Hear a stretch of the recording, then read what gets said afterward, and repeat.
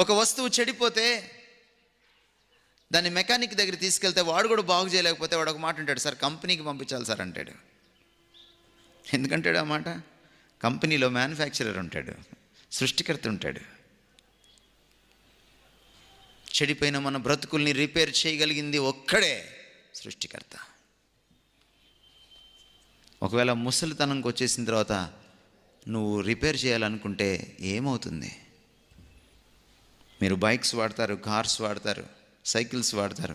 చెడిపోయిన తర్వాత దాన్ని అలాగే తొక్కుతుంటే పక్కన ఇంకో పార్ట్ చెడిపోద్ది. దాన్ని అలాగే వాడుతుంటే ఇంకొక పార్ట్ చెడిపోద్ది.